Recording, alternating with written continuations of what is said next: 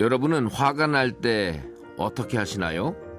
참아야 한다, 참아야 한다. 애써 마음의 소리는 무시한 채 스스로를 가두고 있진 않나요? 화를 잘 다루는 방법에 대해 오늘의 주인공 일묵 스님과 함께 이야기 나눠보겠습니다. 안녕하세요, 스님. 예, 안녕하세요. 네, 반갑습니다. 먼저 청취자 여러분께 한번 소개 좀 해주시죠. 예, 저는 춘천에 있는 제따와나 선원에서 선원장으로 있는 일묵이라고 합니다. 네. 반갑습니다. 네, 마침 또 어제가 부처님 오신 날이었어요. 네. 요즘 바쁘시지 않으셨어요? 아무래도 부처님 오신 날이 불교계에서는 가장 큰 행사이기 때문에 네. 여러 가지로 바쁜 일이 많습니다. 예. 올해 봉축표라고 그래서 불교계에서 발표하는 게 해마다 있는데 마음의 평화 부처님 세상이더라고요. 네네. 네. 예, 마음의 평화를 얻고 네. 이 세상이 부처님 세상처럼 되라는 의미로 네. 아마 한 것 같습니다. 네. 아까 일묵 스님이라고 하셨는데 본명이 예. 이게 일묵 이게 무슨 뜻이죠? 일자는 날일자고요. 날일자. 네. 묵은 침묵할 묵자인데요. 무건 수행할 때 그 묵인가요? 예, 맞습니다. 네. 그런데 이제 저희는 요 일자는 돌림자고요. 네. 제가 받은 거는 그러니까 이제 침묵할 묵자. 이게 이제 저한테 생긴 이름이라서 그러니까 항상 마음을 좀 침묵하고 말도 좀 침묵하고 이렇게 살아라는 의미에서 지어주신 것 같습니다. 그런 법명은 어느 분이 내리세요? 보통 이제 절에서는 세속으로 치면 아버지에 해당하는 은사 스님이 있거든요. 은사 스님. 예, 출가할 때 그 은사 스님을 정하면 그 은사 스님이 이제 일정 기간 돌봐주는 스님이 있습니다. 네. 그래서 그 은사 스님이 주로 정해주십니다. 아. 처음 이제 스님이 될 때 네. 그 이름 법명을 줘서 세속 이름은 버리고 법명으로 다시 태어나는 식이 되는 거죠. 그러면 법명을 받으신 지가 지금 얼마나 되셨나요? 저는 한 30년 정도 됐습니다. 30년.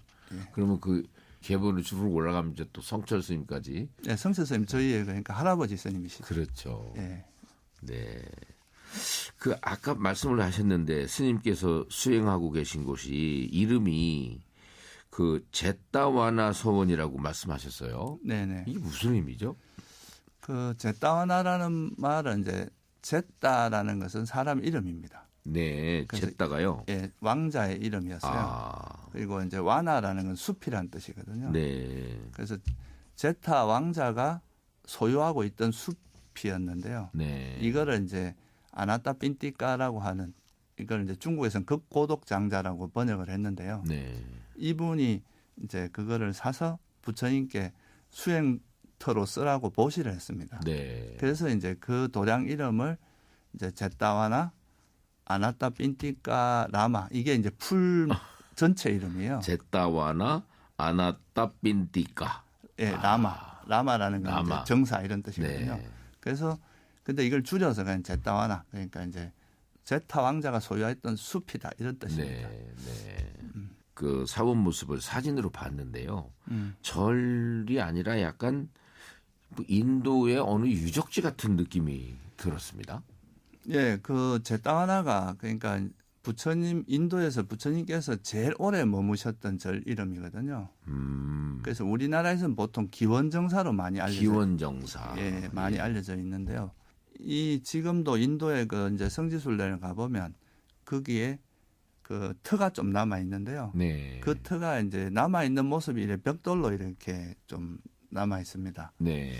그래서 제가 이제 절을 참관했을 때 좀 우리가 부처님의 가르침도 따르고 네. 또 그 도량도 좀 부처님이 가장 오래 머무셨던 그 제따와나의 모습을 좀 닮았으면 좋겠다.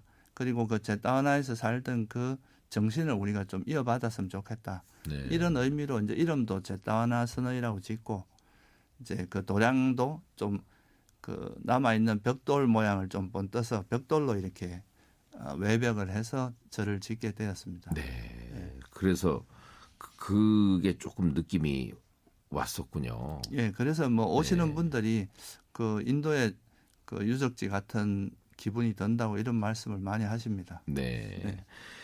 이 제따와나 선원 그러면 이제 떠올릴 수가 있는데 스님께서 지향하시는 불교가 초기 불교라고 들었는데 이 초기 불교가 뭐죠? 그러니까 불교가 이제 역사가 거의 한 2,700년 넘어가고 이러니까요. 그 동안에 여러 형태로 이제 좀 변천이 있었거든요. 네. 그런데 이제 최초로 부처님과 부처님의 제자 그리고 네. 그 손상자 정도 그 정도의 제자들의 가르침을 모아놓은 거를 특히 이제 초기 불교라고 하거든요. 가르침을. 예, 그러니까 예. 제일 그러니까 부처님 가르침에 좀 가깝다고 말할 수 있는 네. 그런 가르침이고 그 후에 뭐 부파 불교라든가 대성 불교 이렇게 발전해서 점점 이렇게 됐는데요. 네. 그래서 지금은 굉장히 다양한 불교들이 이렇게 공존하는 시대다 보니까 네. 우리가 진짜 어떤 가르침을 의지해서 해야 될지 좀 고민이 많을 수 있거든요. 네. 그래서 가장 이제 그 우리가 오래됐고 또 부처님이 직접 설하신 그 초기 불교를 좀 중심에 두고 이 불교를 봤을 때 좀 더 우리가 의미가 있지 않냐. 그래서 이제 초기 불교에 좀 관심을 가지고 요즘 공부하는 분들이 많이 있습니다. 네. 그래서 저도 초기 불교에 관심이 많기 때문에 이 도량은 이제 초기 불교를 중심으로 공부하는 도량으로 이렇게 네. 만들게 된 겁니다. 스님이 처음에 출가하실 때는 그 어느 절로 가셨었죠? 해인사에 있는 네. 백년암이라고 네. 성서 스님이 주석하시던 절입니다. 네. 거기서 몇 년 계시다가 거기서는 이제 행자 생활하고 네. 스님 되고 나서 한 6개월 지내고 이랬으니까 총 한 1년 남짓 네. 그렇게 지냈습니다. 근데 지금 이 제따와나 선원이 이제 춘천에 있는데 춘천에 자리 잡게 된 동기는 있어요?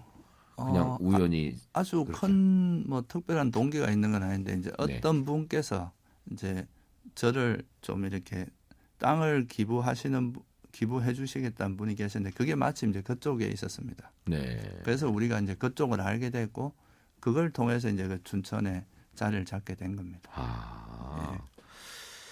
그 이제 아직까지 좀 생소하게 느껴지는데 초기 불교에 또 이렇게 주목해야 될 중요성 이런 게 좀 있나요? 아무래도 어느 가르침도 마찬가지겠지만 네. 이게 세월이 오래 지나다 보면 뭔가 이게 첨삭이 되잖아요. 그게 네. 덧붙여지기도 하고 뭐 없어지기도 하고. 없어지기도 하고 되는데 그나마 그래도 현재 남아 있는 것 중에서는 그래도 부처님의 가르침에 가장 근접하다고 보는 게 초기 불교의 네. 가르침이거든요. 네.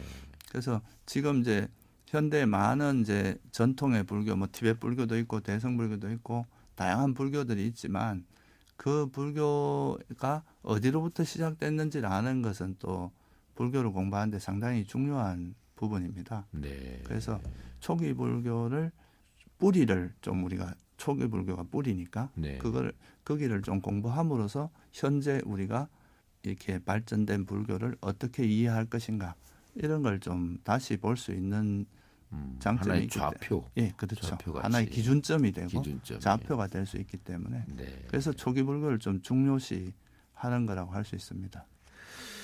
근데 또 제가 어느 글에서 봤더니 초기 불교에 분석적 전통이 담겨 있다. 이 말이 있던데 이게 초기 불교의 분석적 전통이라는 게 뭐죠?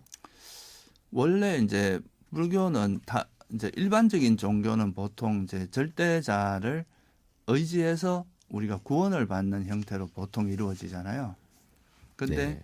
불교는 이제 자력 수행이라 그래서 자기에게 있는 지혜를 개발해서 우리에게 괴로움을 주는 요소들을 제거함으로써 괴로움에서 벗어나는 행복을 네. 실현하는 이런 방식이거든요.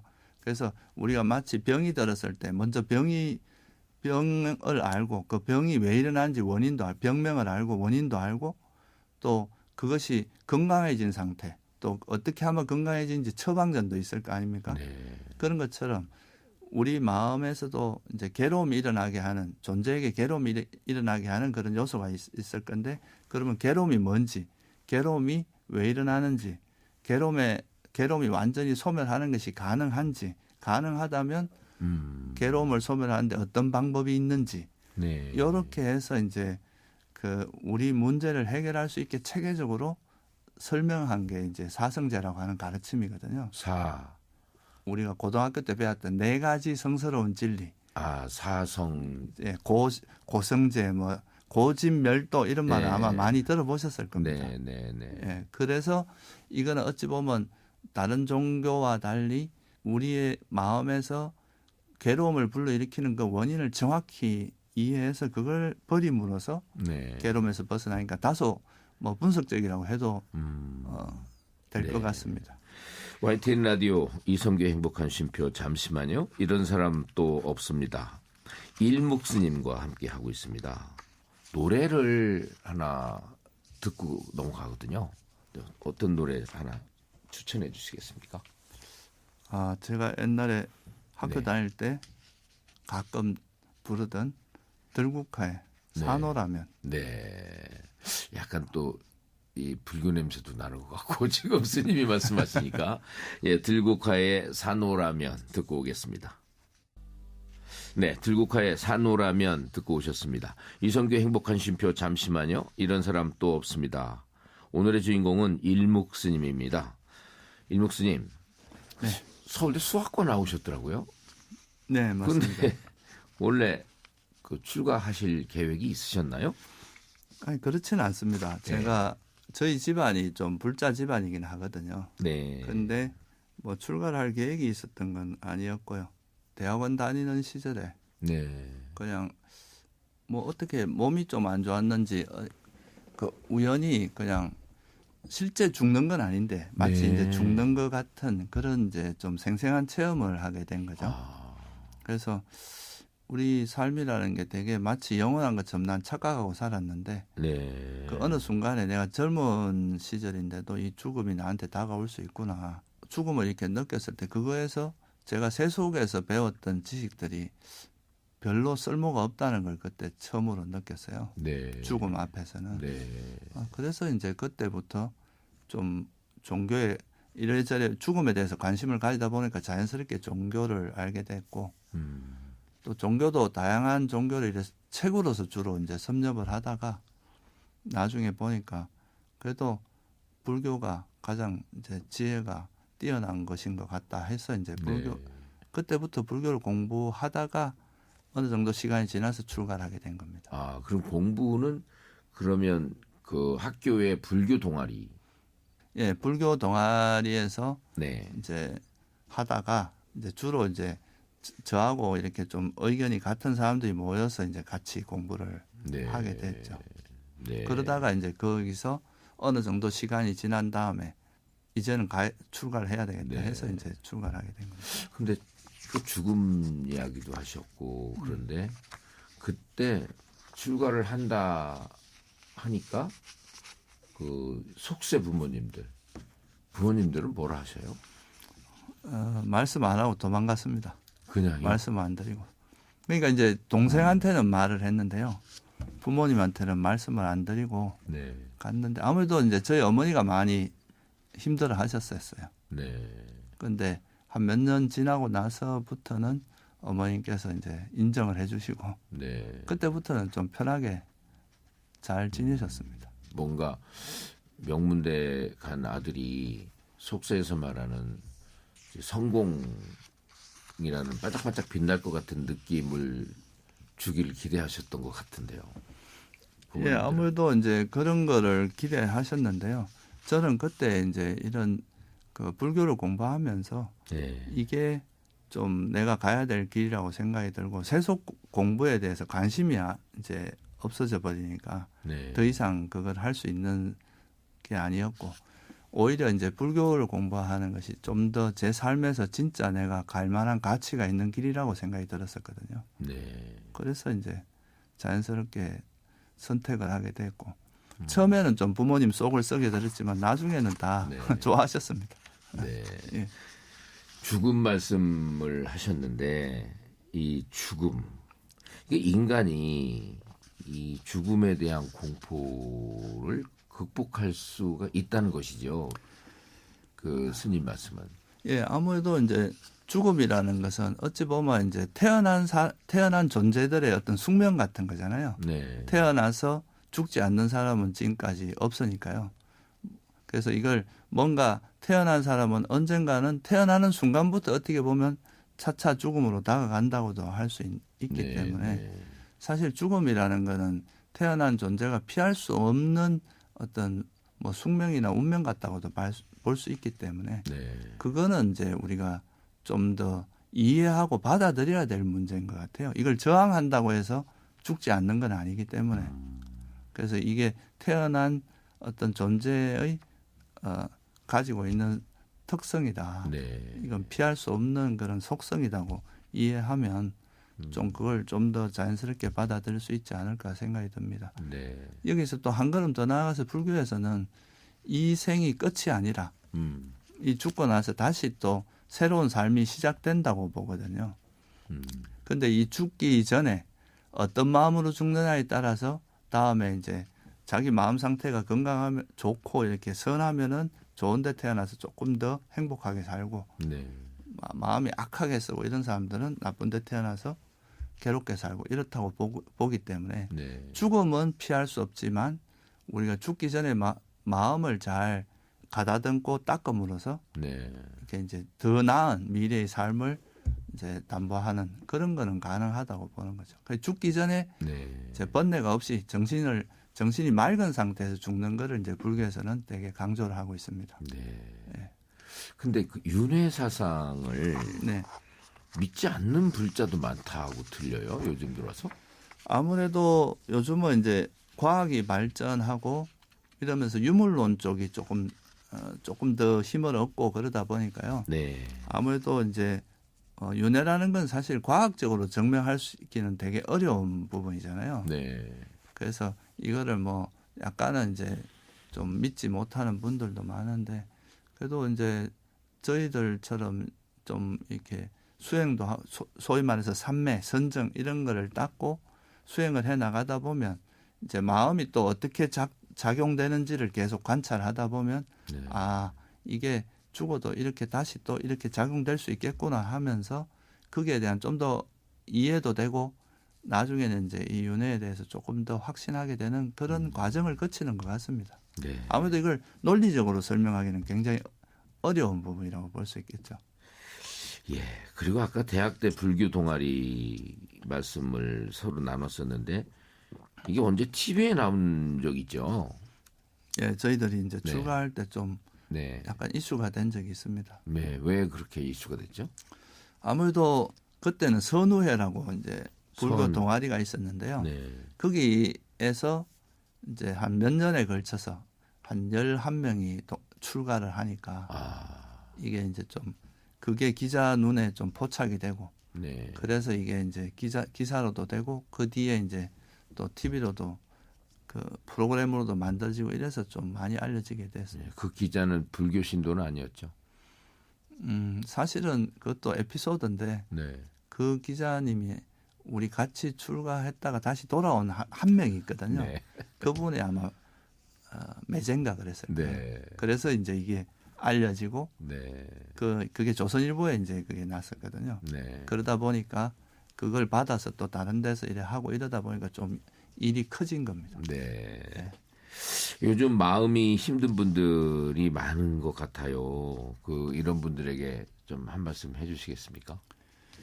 예, 아무래도 이게 살다 보면 뭐 여러 가지 일들 때문에 이제 마음이 네. 항상 괴롭고 이런 일들이 많은데 자기 마음이 이제 너무 집착이 과하거나 화가 많거나 이럴 때 그거를 좀 알아차려서 네. 아 내가 지금 너무 집착하고 있구나 화를 내고 있구나 하고 알아차리면서 자기를 이렇게 성찰하면 그 자체가 좀 브레이크를 걸어주는 역할을 해줍니다. 네. 그래서 이렇게 자기에게 현재 마음이 어떤 상태인지를 좀 평소에 이렇게 돌아보는 네.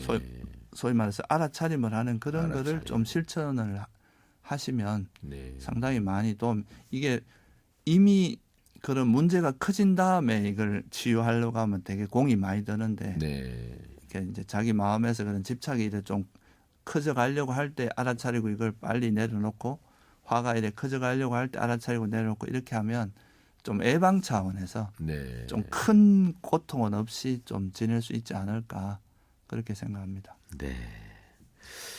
수행자로서 앞으로 하고 싶은 일이 있다면 한 말씀 해주시죠.